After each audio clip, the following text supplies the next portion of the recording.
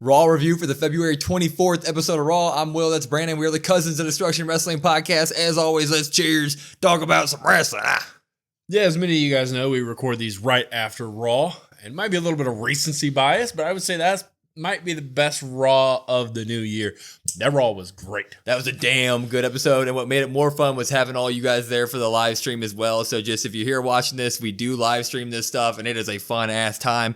But let's get right into it. Logan Paul started the show, and you're like, you guys just said this episode was amazing, and Logan Paul started it? Yeah. This ended up being all right, okay? He came out in Cincinnati, Ohio. Obviously, he's a Cleveland, Ohio guy, so he was basically shit-talking Cincinnati for not being Cleveland. And he said, I'm just like y'all, but way better. Depressing Cincinnati almost made me go home. But I'm righteous, I'm humble, and so I am here. And guess what? I beat Rey Mysterio, and I'm going to win the chamber. And when he said that, CM Punk comes out. CM Punk comes out here, and Logan immediately jumps on him and is like, dude, why do you have a problem with me? Why, Punk? Is it because you're jealous of me? I see what you say about me. Are you jealous because guess what? I succeed at everything in my life outside of WWE while you stumble in everything outside of WWE.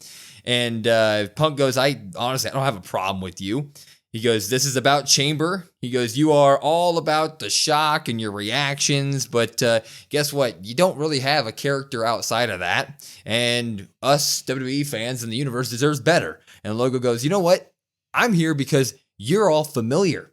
All you people, John Cena, CM Punk, you're all familiar faces. We need to change the names, and it's only a matter of time before they start cheering my name, Logan Paul. And Punk goes, you know what? You're right.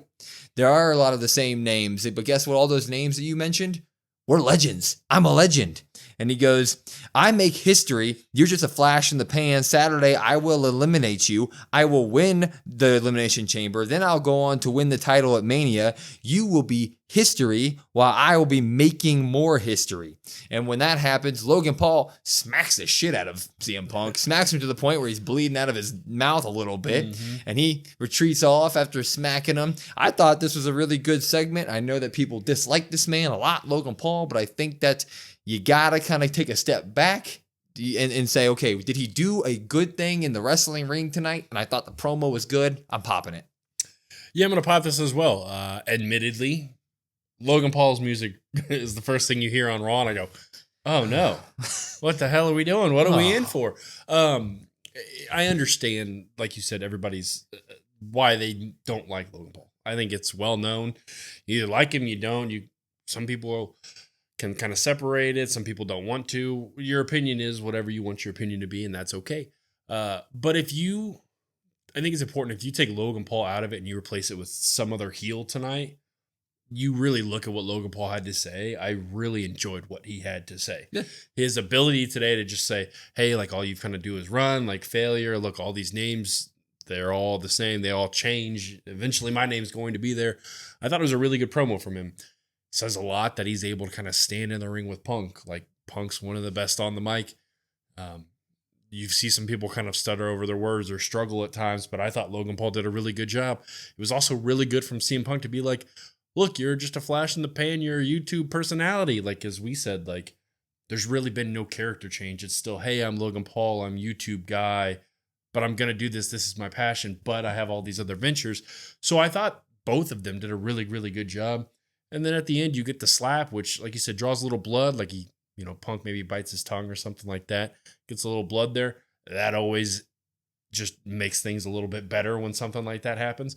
So not exactly what I expected out of Raw to start with tonight, but I was like, you know what? I was decently surprised. Yeah, everybody can have their personal opinions on Logan Paul. Fine. Totally okay. But Logan Paul tonight was in the ring one-on-one with one of the greatest WWE / just professional wrestlers ever when it comes to getting in a ring with somebody else and cutting good promos. And he didn't have a suffering succotash moment, right? He stood up tall to him, made great points, was very interesting in his delivery of it, and also was able to smack the shit out of CM Punk, which I think they probably went to the back, and Punk was probably like, "Hey, well done, kid." I'm just saying, while I do not want Logan Paul around the big guys at WrestleMania, while I don't want him around CM Punk, while I don't want him around John Cena, if they can get this guy to at least be a guy who shows up on a regular basis and is this douchebaggy heel, I think it can work for WWE, and there are a lot of eyeballs that can come to the product. So I just think that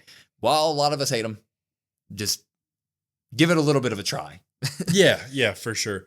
You say you don't really want him to face CM Punk or John Cena, but tonight was a perfect reason why him versus Punk could really work. I don't want that to happen either, but this showed me, hey, this could actually work. Oh, yeah, these two. I mean, they make it work. Anyway, we got our first match. Penta is taking on Kaiser and Pete Dunne in a triple threat match, and this was the Penta show. I mean, absolutely. Understatement. We always talk about how when Penta came to WWE, it was always a joke of like, well, they're making him sell. He didn't do much of that this time. They were like, hey, dude, all the bells and whistles, go out there and do it. And he went from the very, very get-go. He would do backstabbers right away, running sentons off the apron to Pete Dunne. He jumped up over the top rope and hurricane rotted Pete Dunne into Ludwig Kaiser. He was doing Mexican destroyers, all this stuff. Of course, he also got some sling blades in, good stuff there. But it comes down to it, and Kaiser does start getting some good offense in, as well as Pete Dunne. They are getting the beats in, right? Kaiser gets his rolls. Pete Dunne gets his joint manipulation. But there's a point when Ludwig would grab Penta's mask while he was up on the top rope, and this would lead to Pete Dunne getting his finisher, the better end off, and Kaiser would break up the pin. That's when Penta would pop up, hit another Mexican destroyer on Pete Dunne, but Kaiser would come in and kick Pete Dunne, and then we get a sacrifice done on Pete Dunne by Penta. It was a lot of triple threat madness here, but after he hits the sacrifice, Kaiser takes the best of the moment, throws Pete Dunne out of the ring, hits his finisher onto Penta out, or Penta out of the ring. Penta, Pete Dunne, a lot of stuff happening here. Anyway, Kaiser takes advantage, throws Penta out of the ring, and pins Pete Dunne here. Ludwig Kaiser gets the win. I thought this was absolutely perfect booking. Penta looks strong the entire time. Ludwig's a heel who's needing a win. Boom, bam, bop, pop. Yeah, boom, bam, pop is right here. This was perfectly done. Like you said, the Penta show, there was even a move where Penta hits that Mexican destroyer as he runs off of Kaiser's back to Pete Dunne, kind of like the Hardy Boys used to do. Yeah. Then you had another sequence where like, hey, this guy's over here. I'm going to run and flip on this guy, but I'm going to get back in the ring, and then I'm going to charge back up, and then I'm going to go flip on that guy. Yeah, dude, it was nuts. And you were just like, okay, yeah, this is awesome. This is fantastic. Highlights really a ton of Penta's arsenal. The offense that you talked about with Kaiser and Dunn, I thought it was kind of important to note that they only really got that on each other. They didn't get that really on Penta. Yeah, true. They really just got that on those two. And then you get the sneaky heel at the end, getting the win. Just like you said, it's much needed for him. Penta obviously is the star, and he looks amazing. But at the end of the day, Kaiser can say, yay, I got a pinfall victory over you. And he give him some credibility here, which is something we can't really say for a long time. Yeah, Penta gets the win, or Penta looks phenomenal, is the strong one here, is the flashy guy here, but doesn't get pinned and loses. Kaiser now has reason to go after Penta more. Give me that all day long. There's not much more to say. Can't wait. It's going to be great. Yeah, there might be some before we move on real quick, there might be some Pete Dunne fans that are upset about it. Somebody's got to take the pin, and realistically, with how they've been treating Pete Dunne over the past few months, it's kind of like, that's expected. Get him off TV, have him come back, and you just fully lean back into the NXT Pete Dunne gimmick and do the whole belt thing in the mouth, do all that good stuff, because that's what I miss. But you butchered him with the Butch thing for a long time, so sorry if I don't have as much, charisma toward him, right? Anyway, we'd be in the stands with Jackie Redmond when Rhea Ripley gets interviewed. Rhea Ripley, she's back. And she says, my full focus is on Io Sky. I've never actually beaten her, but it's been 5 years since we last squared off, and I am now the most dominant woman in all the WWE. And she goes, I have beat everybody. Becky Lynch, Charlotte Flair, Liv Morgan, and next week I will add Io Sky to that list. And Io Sky shows up 4 feet away from her. Yeah, she didn't know she was there. You didn't know she was there, I guess. But Io goes, next week I beat you again, and I will go to Mania as the champion. I'm just going to go and give this a drop, not because I hate either of these people, not because I don't think their match is going to be amazing, because it definitely is. Cannot wait for the match, but it just feels like we had a few weeks to do something here and get me a little bit hyped for this feud, and we didn't do anything. We kind of just did this for multiple weeks, and you know what? That was the last chance, and that's what we got again, so I'm dropping it. Yeah, I'm going to drop this as well. It also is... I'm dropping it for a couple of reasons. A, the message, right? It's just like, oh, well, I'm Rhea. I'm better. Io's never beaten me. And Io's like, oh, well, you're not going to beat me. There was no reference into, hey, I cost you your chance at Mania tonight, which I thought was kind of really important. Maybe we get that again as we think what's going to kind of happen. And also, this wasn't in the ring. It would have been nice for Rhea, the champion, to be in the center of the ring doing a promo instead of just kind of tucked away in the crowd. I like what they do with the crowd, but your champion shouldn't do that. Your main card, like she said, the most over woman in WWE, shouldn't be doing that. So it would have been nice to see that happen in the ring. And then you could have had Io come out to maybe the entrance and just say, hey, you're not going to beat me. I'll beat you at Mania. And that's that. Yeah, I completely agree. Yeah, when the second that they went into the crowd, I was thinking, like, what are we getting here? Karrion Kross? Something like that. And then Rhea Ripley walked out. I was like, what? We're really doing the audience crowd interview for Rhea Ripley? We haven't seen her in a few weeks. Like, put her in the ring. But I guess it is what it is. Next up, we would get LWO taking on New Day, and we were all laughing on the stream because we were like, LWO doesn't have any. It's their B squad. Yeah, they got no. It's not even Dragon Lee and Ray. Yeah, there's no stock. Yeah, it's Wilds and Del Toro, and they come out. And we're like, okay, well, this will be something. They freaking put on a show. LWO ate the entire match. They had 99% of the offense, kind of like what Penta did in the triple threat match. They did it here for LWO. They were doing everything. They were doing top rope Hurricane Ranas. They each suicide dived over top rope sentons into everybody. It was absolutely incredible. But eventually, the New Day are some bad heels, and so they did heel stuff, and they would distract the ref, a.k.a. Xavier Woods would distract the ref, and Kofi would claw one of the guy's eyes out, and New Day would hit their finisher, their big tag team corner finisher, on Del Toro, get the win, 1, 2, 3 here. They would attack afterward. Dragon Lee comes out, and you think Dragon Lee's going to save the day, but no. New Day stands tall over him as well. They beat up on him. New Day looking good here. LWO, a tag team we never see, get to look good for 5 minutes. That's great. And New Day wins in heelish fashion. We were begging that for months. Now it's happened a couple times. We're getting some good heel stock in them. I can't complain. This is all good. Pop. Yeah, exactly. We talked about kind of the first match being picture perfect. I thought this was also picture perfect. I thought this was great. I'm going to pop this. Like you said, LWO, specifically Del Toro and Phoenix, Wild. Yeah, not Joaquin. Phoenix. Joaquin Phoenix. He made a special appearance. He was in the match. Wild and Del Toro. If you haven't seen much of them, I don't blame you because you saw a decent amount of them in NXT, and then since they came up to main roster, they haven't really done anything. And you're like, hey, these guys can kind of go in the ring. You could at least have them in some matches, build some stock up. This was perfect here. Probably just a one-off for them. New Day gets the win here in heelish fashion. You get some stock kind of built up in New Day. It felt like for a while they kind of fumbled after the heel turn, but now they're kind of starting to pick up some steam again, which is just what you want. You get Dragon Lee coming out for the save here. Obviously, Dragon Lee and Ray eventually versus the New Day is what we're all going to be waiting for. That's going to be fantastic. Yeah. Maybe we get Dragon Lee in a singles here or there with one of them. Really just a great start to the night. Good for the heels to kind of get some stock built up. Yep.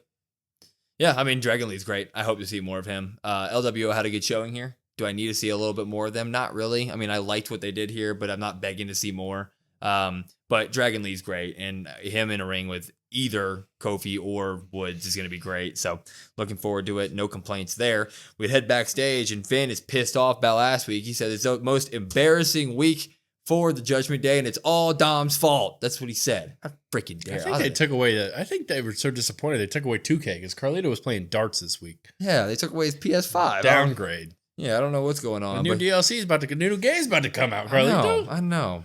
He goes, you lost to AJ last week, and you took a spear from Braun Breaker. Basically, he's calling Dom a loser, and Dom said, you know what? You lost to Seth. Like, I'm just trying to keep us all together. I think we should get a new member. I think we should get this thing cooking. And Finn goes, no. I'll find a way to fix things. And Liv comes over and goes, look, everybody stop fighting. We have a match tonight, tag team championship match. And it's all about one of us being champion, right? Doesn't matter who. And Finn's like, sure. You know, he basically says like, yeah, sure. Mm-hmm. And he goes, but you know what? You guys are worried about your tag match. You should be worried about the Jade stuff being brought back up because Bianca and Naomi seemed really pissed about that. And Liv was like, look, we had nothing to do with the Jade stuff. And I think all you should get on Dom's page because he's got a match against Braun Breaker tonight, and you guys should help him win. And they all leave. And I was like, this is going to be a great night of stuff. Yeah. Yeah. And it was. It was really good. Yeah. Not much more to really say here. No. I mean, just a quick little thing, but it continues to plant the Finn getting kicked out of Judgment Day, the Finn versus Dom, but everybody should trust Dom. And then you find out, hey, we get Dom versus Braun Breaker. Yeah. Like, okay. We eating here.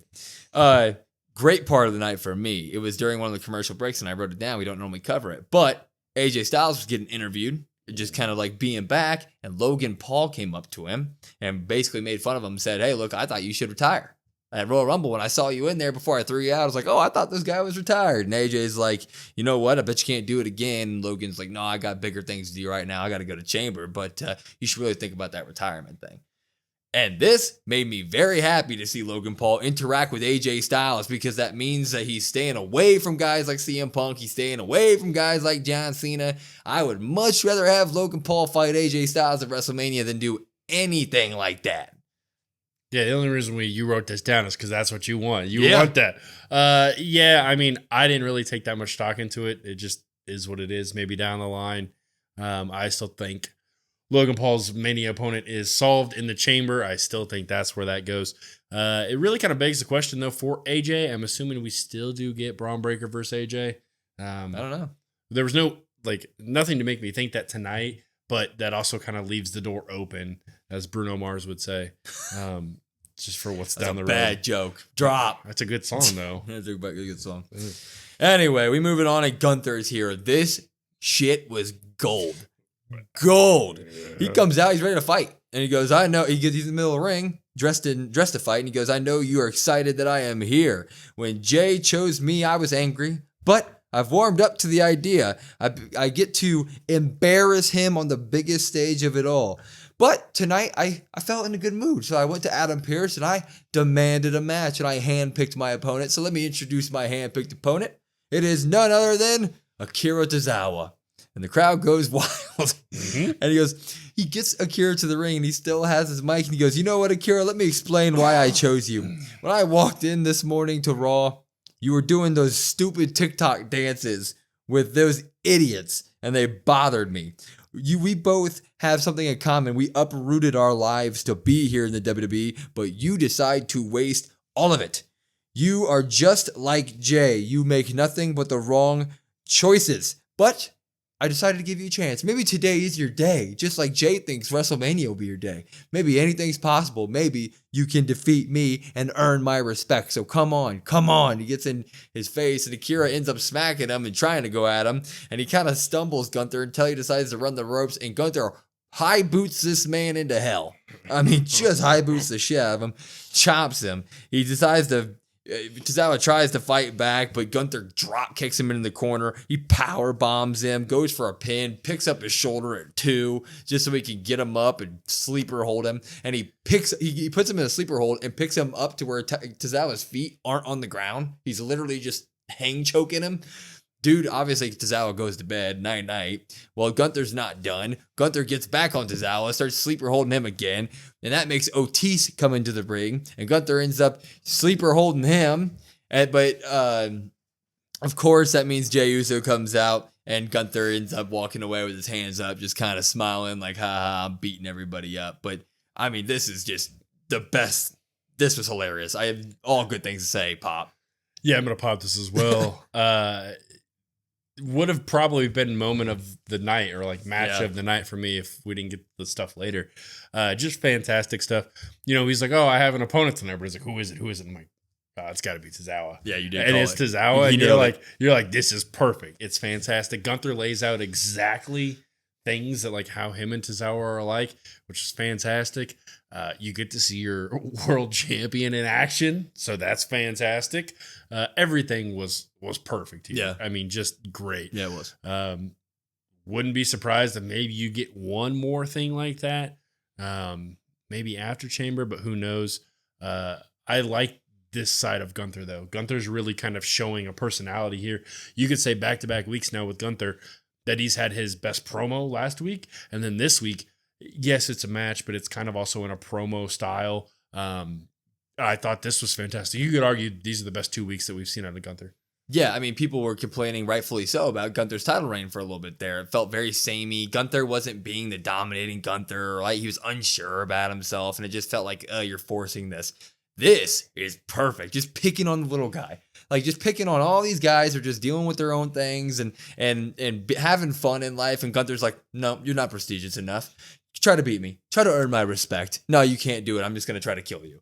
That is exactly what Gunther needs to be. And when he cares about what he's doing in the ring, when he can see the potential, he shines, and it's absolutely perfect. I cannot wait for this feud. It's probably my favorite feud going on right now in terms of stuff that we can already see to WrestleMania. I know we don't have a lot right now, but I think that it's like leaps and bounds above what Charlotte and Tiffany are doing, right? So all to them, it's all good. Yeah, and when I said I think we get one more thing, I'm going to bank on it now. I think we do get him attacking Pat McAfee again, because last week he talked to Pat, and Pat was talking, oh, well, anybody can do yeet this, yeet that, and tonight when he has Tazawa in the ring, he goes, well, isn't that what you said, Pat? Yeah. Didn't you say anybody, anywhere? It's just one night, right? Anything can happen. So I think maybe we get Gunther maybe choking out Pat. Oh, that'd be great.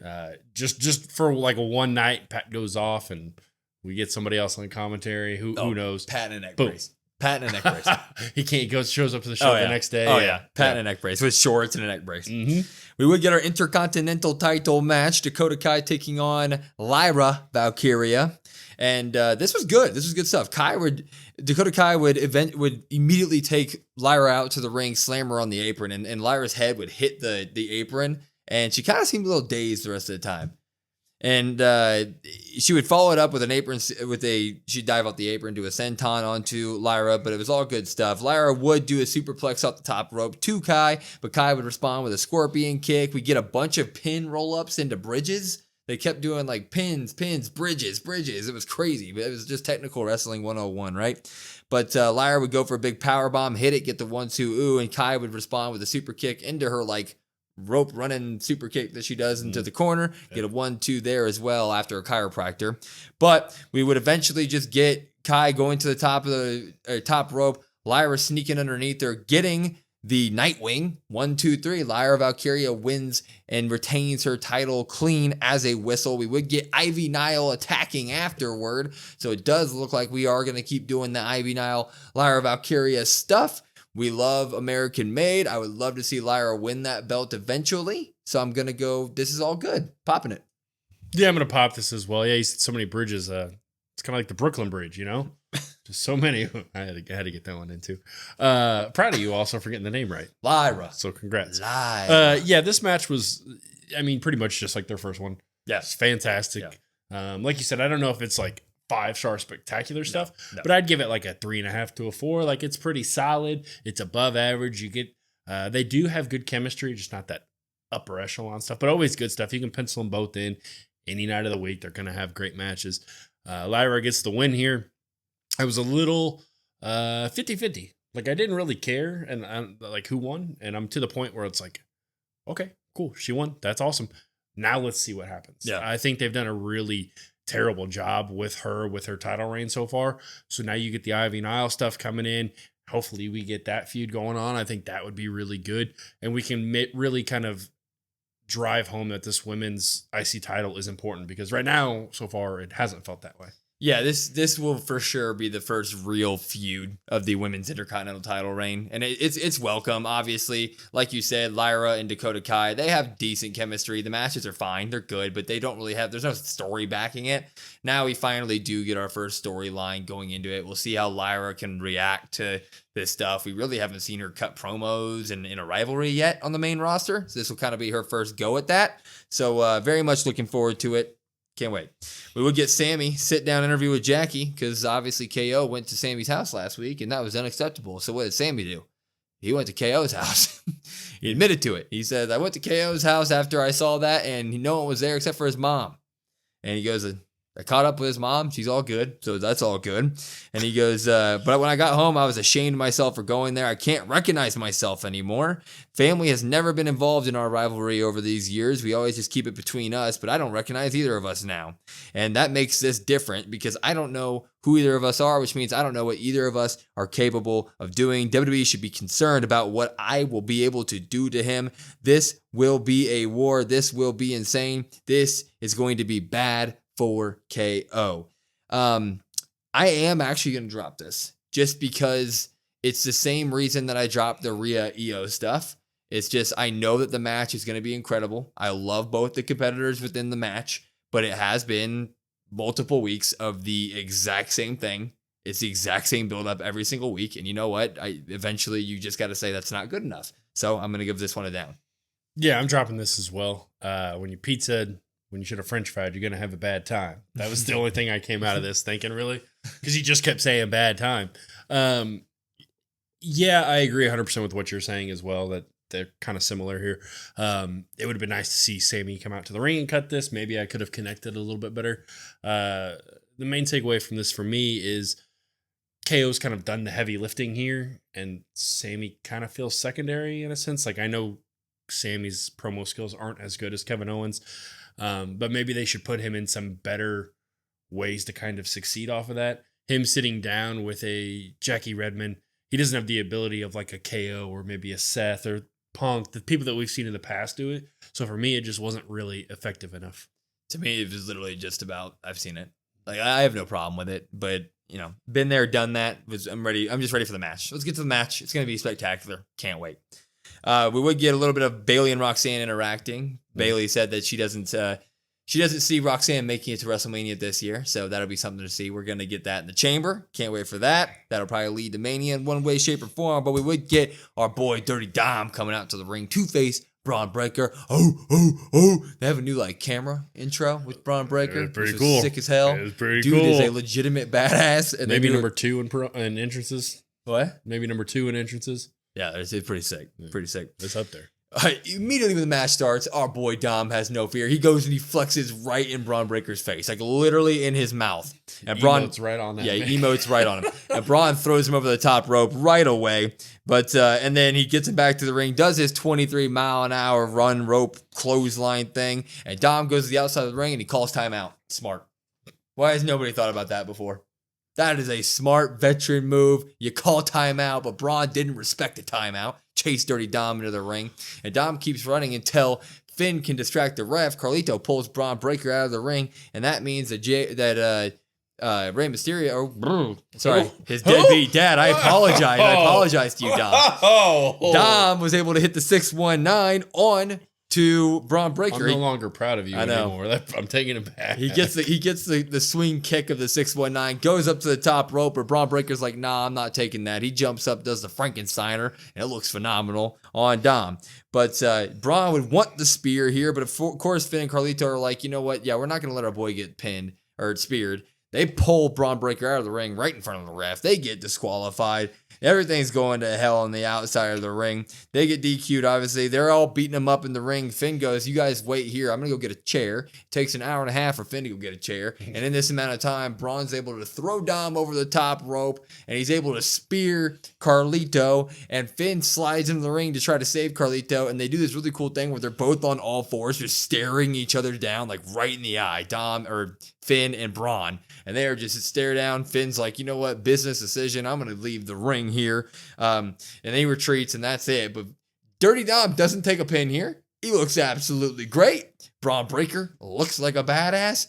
That's a future match that I want to see for big stakes way down the line.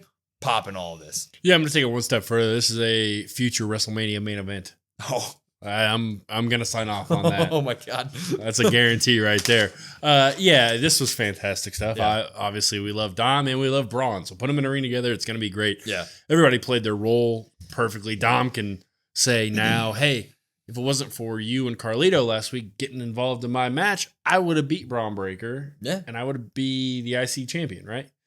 He could say that.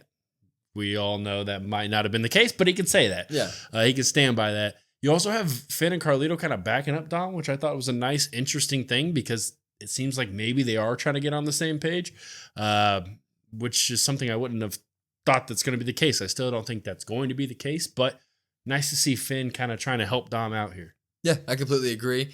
Dom helped them jump him. He didn't really seem mad, so I don't know if he's going to bring that up. He definitely can, and I hope he does bring that up because obviously we want to continue the Finn-Dom, they don't work together very well. You want to keep the tension going. So I hope that happens. But Yeah, I mean, as long as you don't have my boy take a pin again, I'm happy. And I just think this was the perfect way to do it. I think the booking of the heels tonight was just done really, really well. You protected a lot of people while making them look strong at the same time. You just did a really, really good job tonight of protecting heels, letting them all get over while also making the faces involved in all this. They remain looking great. Penta remains looking great. Braun Breaker remains looking great. LWO, I mean, they're not a big face, but they looked great. So it's just a really good night overall for that kind of stuff. Yeah, you could say it's probably the best booking night they've had. Yeah, especially since they moved to Netflix this calendar year at least.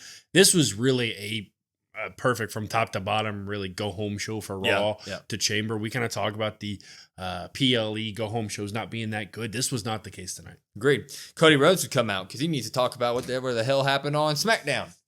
And he comes out and he goes, what does it mean to want another man's soul? I think I understand the offer as I stand here a blessed man. This decision I have to make does not affect me alone. It affects my family, the family that I have fought for. What this boils down to is The Rock saying I can get everything that I need for this family without having to fight for it. And when that happens, Seth Rollins comes out. And Seth comes out and goes, first things first. This is the first time we've seen each other since WrestleMania last year. This should be a time to celebrate. I should be here to congratulate you. I should sit here saying I can't wait to face you after I win the Elimination Chamber, but I cannot. What the hell are you thinking right now? A year ago, we literally fought these guys, and he wants you to sell your soul to him now. Why didn't you smack him in the face the second that he said that? Fair point, I guess. It's a weird thing for a man to say to another man in a wrestling ring. I'll agree. But not even just in a wrestling ring. Anywhere. Yeah. Somebody said that to me on the street. I'd look at him and be like, what the hell is wrong with this guy? He goes, don't make me regret helping you win that belt. Why would you become his champ? Do you want to be in movies? Do you want a bunch of followers? Is that tile weighing heavy on you, Cody? Because it wouldn't be too heavy for me. And Cody goes, you know what, Seth? I don't think you should be this judgmental. He goes, The Rock asked me for my soul. And you want to know why I think he asked me instead of you? It's because your soul is already compromised. Hell, you attacked me in the past with a sledgehammer while I had a torn pec. You attacked the Shield. You joined the Authority. He goes, you joined the Authority. I know who you are, but you are also my Shield and my brother at WrestleMania. You are the MVP of WrestleMania. And Seth goes, you know what? I'm not here to judge. I'm here to protect you from making mistakes that I have made. Those mistakes have filled me with hate. And guess what, Cody? I don't want to hate you. Make your own decision, but I will be winning the Chamber, and I want to face this Cody Rhodes at WrestleMania, not the corporate sellout Cody Rhodes. I am not coming for your soul, Cody, but I am coming for your title. Damn, this shit was good. I mean, it was flat out good. I don't really know how to phrase it, but this was a flat out pop overall. Yeah, this was fantastic. For all of the confusing thoughts, mixed reviews on like the Rock Cody stuff on Friday, this was the exact opposite. I mean, this was great. This was awesome. I guess I really hadn't put it together the first time them in the ring together. So since Mania, so that was awesome to kind of just put that kind of fresh in everybody's mind. You get the stuff where you're like, man, Seth's really speaking a lot of facts here. Yeah, why would Cody do that? Why? But then Cody snaps back and he's like, well, your soul is compromised. And then he lays it out. And I'm like, oh, shit. Like, okay. Okay. Yeah. You're right, Cody. Yeah. Now Cody's speaking the facts now. Really just makes your mind kind of run with the ideas. And now it's like, okay, you've got all these people, all these forces or faces, you could say, even saying, Cody, don't do this. Cody, don't do this. But does Cody crack under the pressure? And I think that's kind of what we're going to go to. Does he want to kind of sacrifice everything just for the betterment, right? Like without having to work for it. So really kind of adds layers in, and you get the Shield, as Cody kind of put that with Rollins last year. I thought that was awesome too. Promo of the night really makes you think, what's kind of next? Is there somebody else that The Rock's working with here in WWE in terms of another wrestler or something? Or is The Rock doing this all on his own? You know, it really makes you think.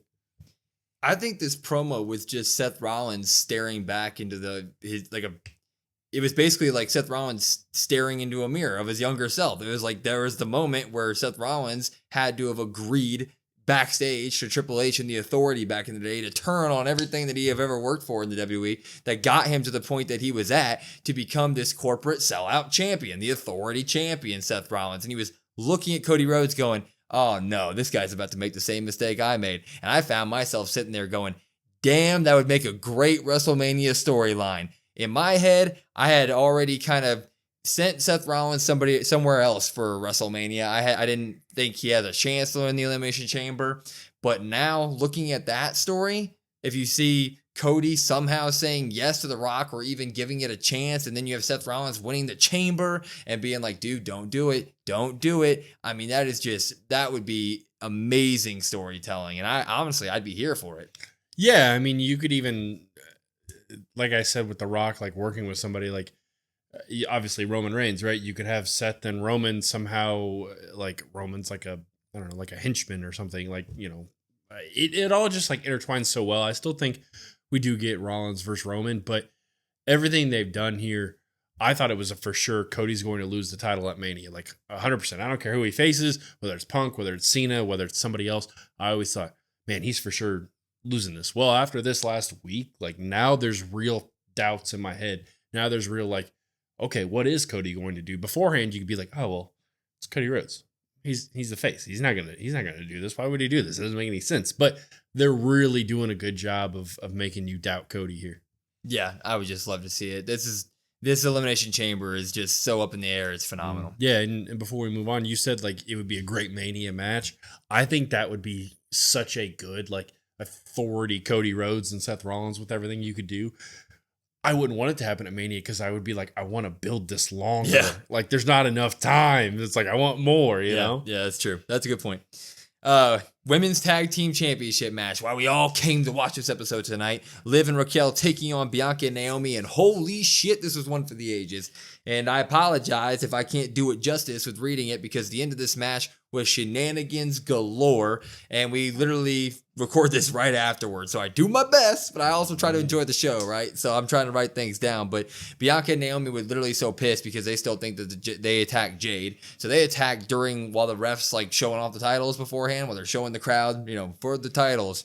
And they attack. And they're throwing Raquel over the barricade. They're throwing Liv into the barricade. Now they got Liv in the ring, and they're taking turns beating the holy hell out of Liv. They're doing all that good stuff. But eventually, they would have Raquel be able to help Liv out, and match would get back to equal. Eventually, Bianca would hit like a 450 that landed smack dab on the chin of Raquel from the top rope. That was rough as can be. 1-2 ooh there. But Bianca would go for a KOD and on Liv. Raquel would actually be able to rake her eyes while she had her up. And then Liv and Raquel would hit their tag team finisher on Bianca. It looked devastating, like a code breaker, big bomb thing. Flapjack, yeah. Yeah, it was weird. 1-2 ooh, Bianca's able to kick out of that. Then they try to double KO on Liv, but Dom comes here. Chivalry's not dead. Dom had a great night. He's coming to help his woman. And when that happens, Raquel's able to do the Tijuana bomb onto Naomi and threw it. She threw it. I mean, that was a solid one. Liv picked her up, hit the Oblivion. This is over. 1-2. Bianca breaks that one up. And all hell's breaking loose. People are going absolutely crazy. Bianca would spear Raquel. Everybody is down. Bianca would then go to the outside of the ring, and her and Raquel would start fighting. It looked like Bianca was going to KOD Raquel onto the announce table, but Raquel was able to get off and throw Bianca over the announce table. In the meantime, Liv is rolling up Naomi, and it's looking like she's going to get a pin there. Absolutely crazy. But we would eventually have Naomi hit the rear view on Liv, and she was going to go up to the top rope to do her split leg moon drop, her finisher, but Raquel would pop up onto the apron and slam Naomi's face into the top of the top post, like what in that new area that they have over the past few years where the post is on the outside. Slams her head there. She falls backward. Liv puts her arm on her. 1, 2, 3. And Liv and Raquel have done it. They have defeated Bianca and Naomi with the help of our boy Dirty Dominik to become the new tag team champions. This match was spectacular. I'm looking forward to everything that's coming in the Elimination Chamber this weekend. Yes, pop. Yeah, this was fantastic. This might be my favorite match of the year so far. I mean, I know that year's still early and we're only a couple months in, but this was that good. Just the excitement, just the near falls, the moves, the Dom interference, everything was great. If you haven't checked it out, go watch it. I'm sure you probably have, but if you haven't, or even if you have, go watch it again. It was that good. I was a little like, okay, they're doing the main event. Like, we got to get the Jade stuff.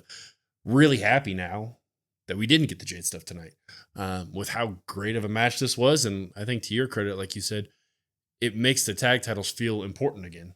Yeah, you had some interference from Dom kind of helping Liv get her foot on the rope, things like that. But this match was fantastic. And Liv and Raquel just straight up beat Naomi and Bianca. Like, okay, all right, cool. They were just the better team tonight, you know? You could tell the crowd was sitting there waiting for the Jade return. You could tell that was kind of like the cloud of the night, right? Was Jade going to return? Was something going to come out and like, we're going to figure out Naomi did it or Bianca did it? Was there going to be a heel turn? Nope. And I think it was the complete right decision, honestly, at this point, because when Liv and Raquel held those titles up and the pyro went off behind them, it felt like, damn, the women's tag team championships have finally made it, right? They're finally prestigious titles. Bianca and Naomi did their part to it. Liv and Raquel did their part to it. This match did its part, main eventing Raw with the pyro. It's great for those titles overall. And then, of course, you now have Liv and Raquel with the titles, and Liv walking into the chamber with it, and how that's going to affect the chamber winners now. Bianca now has no title. That opens her up to have a big match at WrestleMania. And then, of course, there's the Jade stuff still happening. So it's just like we go in Elimination Chamber with a new champion with this big cloud of questions, and that just makes Chamber more fun. So this was absolutely perfect. Yeah, 100% the right decision. We had kind of talked a little bit about, well, I don't want Liv winning Chamber to go face Rhea because we just had that. Well, how do you separate Rhea and Liv? They're on the same show. This is exactly how you do it. You get her separated. Liv was arguably the MVP, either her or Roxanne last year, depending on who you want to put one. What better way to make those tag titles feel important than to put them on her and Raquel, who's honestly been pretty good over the last month and a half or so. Raquel has improved steadily. She looks like she's kind of got that ring rust shaken off, and she's ready to go. This is fantastic. Great for the Judgment Day. Great for the Judgment Day. Great for Dirty Dom and Liv. And the shot at the end, it's probably in our thumbnail right now, but man, that shot of Dom and Liv and Raquel with the pyro, Judgment Day's on top. No Finn in that photo. Just keep that in mind. No Finn. But we're now going into Elimination Chamber weekend. We will have our predictions for that out tomorrow, so be looking out for that. And then, of course, we'll be doing our live stream for it. So come watch, and SmackDown, of course, as well. But this was a great episode of Raw, 16 pops to 4 drops. I mean, it was a damn good episode, and that's pretty much that. Looking forward to it. Yeah, I mean, that feels about right, too. A lot of good stuff tonight. Really a great start to the week. It is a great week. Like I said, if you want to come watch along, feel free to come watch it along with us. We'll be here for SmackDown and Chamber as well. A lot of stuff coming out. Hopefully a lot of fun stuff. Hopefully we get a great Chamber here. Yeah. Shaking up to be pretty good. Bingo bongo. Follow us on all of our socials. At COD WrestlePod, COD WrestlePod on YouTube and wherever you get your podcasts, Apple, Spotify, etc. Then, of course, like we just keep saying, we do our live streams for SmackDown Raw, PLEs, Linktree in our bio. It's got all of our links to all the other stuff. Go comment. We love seeing you guys in there. I'm Will. That's Brandon. We're the Cousins of Destruction Wrestling Podcast, and we will see you next time.